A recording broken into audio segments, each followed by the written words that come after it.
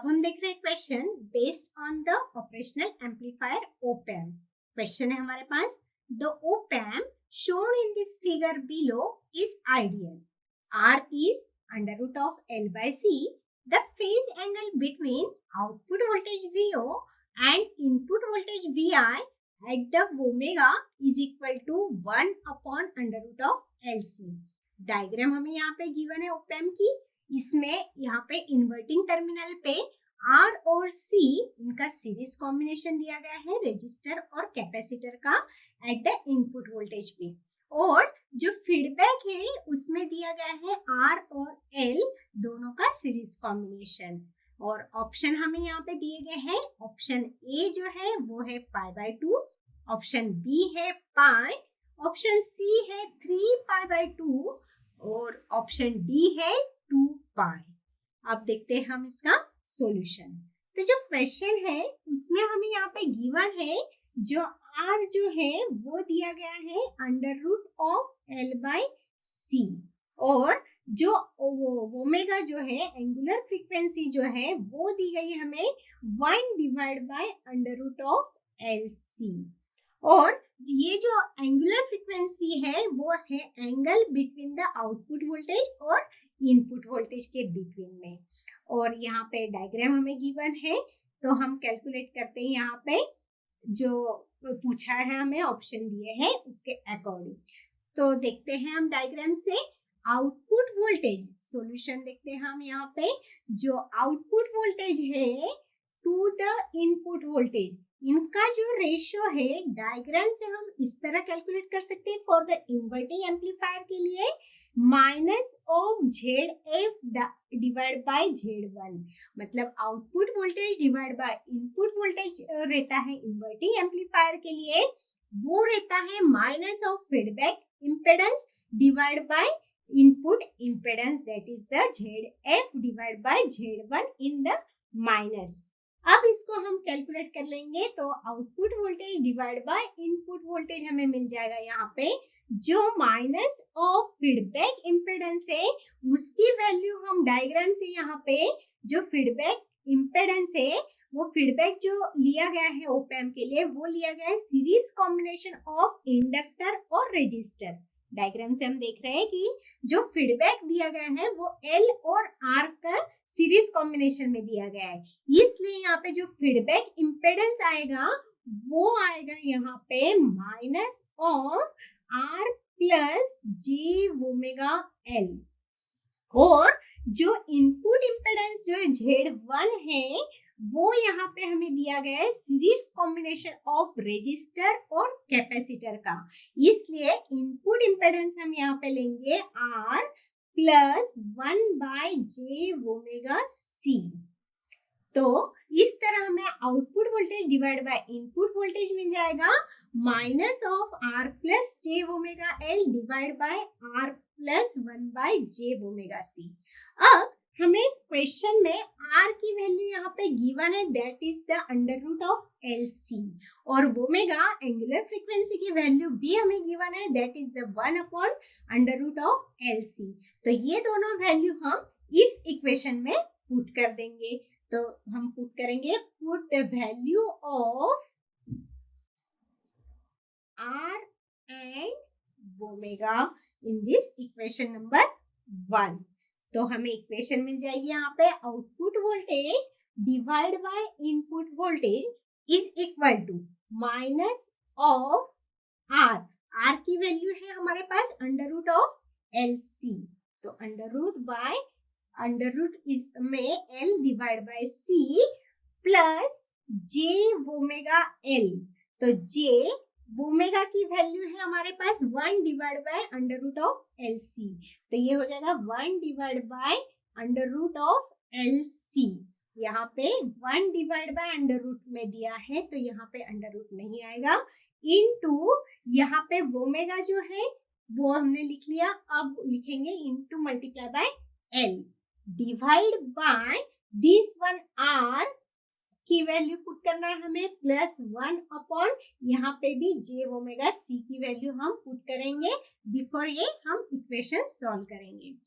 तो यहाँ पे हमारे पास output voltage divide by input voltage हो जाएगा, output voltage divide by input voltage यहाँ पे हो जाएगा माइनस ऑफ, यहाँ पे मिल गया हमें under root of L C, तो इसको हम लिख देंगे under root of L divide by C plus यहाँ पे जे इंटू 1 हमने ओमेगा की वैल्यू यहाँ पे पुट कर दी है, वो है 1 अंडर रूट ऑफ एल सी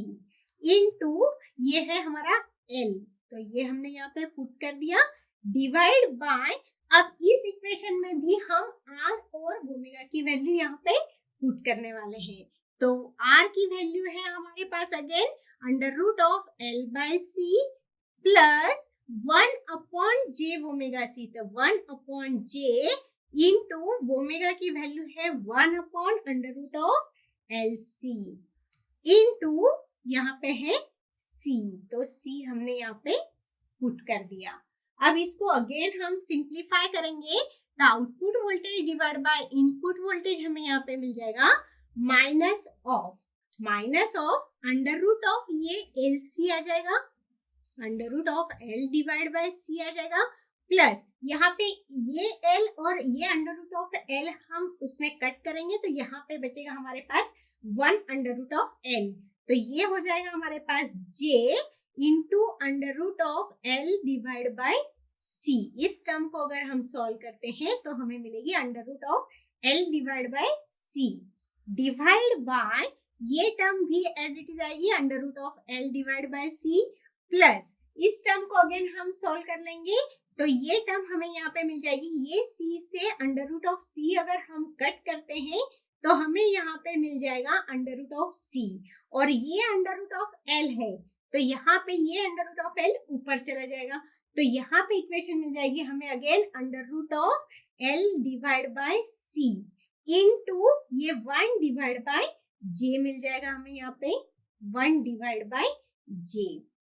इसको अगेन हम सिंप्लीफाई करेंगे, तो हमें सिंप्लीफाई के बाद ये इक्वेशन मिल जाएगी यहाँ पे, इस इक्वेशन से ये न्यूमरेटर से हम under root of L by C जो है उसको कॉमन निकाल लेंगे, तो under root of L by C हमने यहाँ पे कॉमन निकाल लिया, तो हमारे पास इक्वेशन बची 1 प्लस जे डिवाइड बाय इस दो टर्म में से भी हम under root of L by C common निकाल लेंगे, तो under root of L by C अगर हम कॉमन निकालते हैं तो हमारे पास बचेगा 1 प्लस 1 बाय जे, तो यहाँ पे ये टर्म से ये टर्म कैंसिल हो जाएगी, दोनों इक्वल टर्म है इसलिए, और हमारे पास यहाँ पे बचेगा सिर्फ 1 plus j divide by 1 plus 1 by j, तो 1 प्लस 1 बाय जे जो है आउटपुट वोल्टेज में डिवाइड बाय इनपुट वोल्टेज, हम इस इक्वेशन को लिखेंगे 1 plus j divide by 1 plus 1 by j, as अगर 1 बाय जे जो है वो हम उसको माइनस जे लिखते हैं, तो ये इक्वेशन हो जाएगी हमारी output voltage divide by input voltage is equal to 1 plus j divide by 1 minus j. अगर हम यहाँ पे 1 डिवाइड बाय जो जे है उसको हम माइनस जे लिखते हैं, तो ये इक्वेशन हमारी रीअरेंज करके इस तरह मिल जाएगी, और 1 प्लस जे जो है इसको अगर हम एंगल में लिखते हैं, ये कंप्लीट टर्म हमारी माइनस टर्म में रहेगी, तो इसको अगर हम एंगल में लिखते हैं यहाँ पे, तो एंगल में हमारी ये टर्म हो जाएगी माइनस ऑफ ये 1 प्लस जे हो जाएगा एंगल ऑफ 45 डिग्री, और डिवाइड बाय 1 माइनस जे हो जाएगा हमारा angle of minus angle of 45 degree. अब इसको अगेन सिंप्लीफाई करेंगे तो ये इक्वेशन मिल जाएगी हमें minus of 45 degree plus 45 degree, तो 45 डिग्री प्लस 45 डिग्री ये हो जाएगा हमारा माइनस ऑफ 90 डिग्री, तो 90 डिग्री को हम यहाँ पे लिखेंगे minus of pi by 2, minus of pi by 2 मतलब जो output voltage divide by input voltage हमें मिला है वो मिला हमें माइनस ऑफ पाई बाय 2, इसको हम 2 पाई में से माइनस कर देंगे तो हमें मिलेगा 2 pi minus of pi by 2। तो इसको अगेन सॉल्व करेंगे तो ये हो जाएगा 4 pi minus pi divide by 2। तो 4 पाई माइनस पाई हो जाएगा हमारे पास 3 पाई डिवाइड बाय 2। तो output voltage divide by input voltage हमारे पास आएगा, वो रहेगा हमारे पास 3 pi divide by 2। Output voltage divide by input voltage हमारे पास आएगा 3 पाई बाय 2। और ऑप्शन में हमारे पास ऑप्शन सी जो है वो हमारे पास है 3 पाई बाय 2, इसलिए option C is the right answer, that is the 3 pi by 2। Option C is the right answer.